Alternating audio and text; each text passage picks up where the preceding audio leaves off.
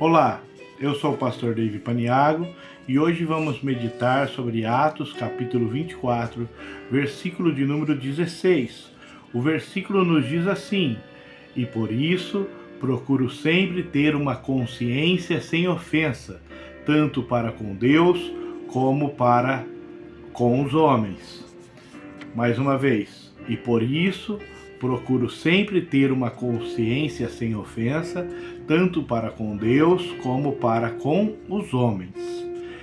Primeira parte do versículo, e por isso procuro sempre ter uma consciência sem ofensa. Paulo, em sua defesa perante Félix, afirma para ele e para seus acusadores que realmente é seguidor da religião do caminho, versículo 14. Mas ao mesmo tempo diz que não se trata de uma seita, como os judeus a chamavam, pois ela adorava ao Deus dos seus pais e cria nos ensinamentos das Escrituras. Ele não havia rejeitado as Escrituras judaicas. De fato, cria que elas prediziam a vinda do Messias e seu reino.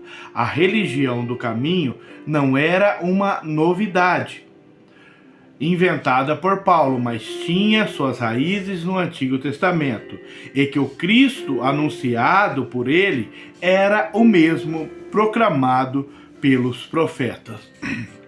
Quando uma pessoa acredita que haverá um julgamento futuro, é bom senso para ele tentar manter consciência pura no que diz respeito às ações diretamente diante de Deus e indiretamente no seu trato com outras pessoas.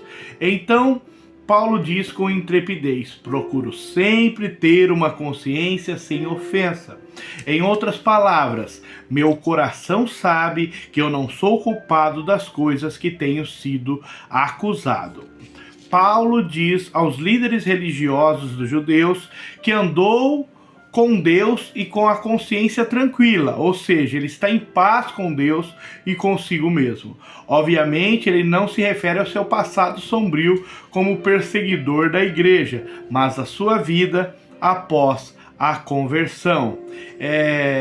Wiersbe diz que a consciência é uma das palavras prediletas de Paulo, e ele a emprega 2 vezes no livro de Atos e 21 vezes nas suas epístolas. A consciência é o juízo ou a testemunha interior que nos aprova quando fazemos o que é certo e nos reprova quando fazemos o que é errado. Romanos 2,15. No dia 17 de abril de 1521, Lutero compareceu à Dieta de Worms, presidida pelo imperador Carlos V, em resposta a um pedido de que se retratasse e renegasse o que havia escrito. Após algumas considerações, respondeu que não podia retratar-se, a não ser que fosse desaprovado pelas Escrituras e pela razão. Ele termina seu discurso com essas palavras que eu irei ler: "Que se me convençam, mediante testemunho das Escrituras e claros argumentos da razão, porque não acredito nem no Papa, nem nos concílios, já que está provado a miúde que estão errados, contradizendo-se a si mesmo, pelo texto das Sagradas Escrituras que citei. Estou submetido à minha consciência e unido à palavra de Deus. Por isso não quero retratar-me de nada, porque fazer algo contra a consciência não é seguro e nem saudável. Não posso fazer outra coisa. Esta é a minha posição. Que Deus me ajude. Amém." Segunda parte do versículo: tanto para com Deus como para com os homens. A fraseologia de Paulo reflete a ideia comum do dever humano para com Deus e os homens. Está escrito em Provérbios 3, 1-4. "Filho meu, não te esqueças da minha lei, e o teu coração guarde os meus mandamentos, porque eles aumentarão os teus dias e acrescentarão anos de vida e paz. Não desamparem a benignidade e a fidelidade. Ata-as em teu pescoço, escreve nas tábuas do teu coração, e acharás graça e bom entendimento aos olhos de Deus e do homem." Essa fraseologia de Paulo, ela se encaixa com o resumo que Jesus fez da lei, em termos de amor a Deus e ao próximo, e de como ele vivia.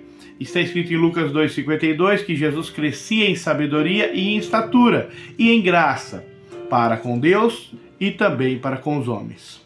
Além disso, ecoa sua alegação anterior em Atos 23:1, quanto a ter boa consciência, isto é, que não o condena não por ser insensível, mas sim porque não detecta falhas. Atos 23:1 está escrito assim: e pondo Paulo os olhos no conselho, disse: homens e irmãos, até o dia de hoje tenho andado diante de Deus com toda a boa consciência. Paulo está dizendo que ele sempre vivera de acordo com o que pensara ser certo e justo para com todos, mesmo quando perseguia os cristãos.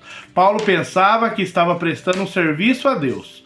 Este é um excelente versículo para estabelecer que viver de acordo com a consciência nem sempre é o bastante para agradar a Deus, pois se o indivíduo persiste em pecar contra a consciência, ele pode desenvolver a chamada má consciência ou até mesmo a consciência cauterizada. Por isso, todos nós precisamos purificar a nossa consciência. Hebreus 10:22. Cheguemo-nos com verdadeiro coração, em inteira certeza de fé, tendo os corações purificados da má consciência e o corpo lavado com água limpa. Que Deus em Cristo vos abençoe. Amém.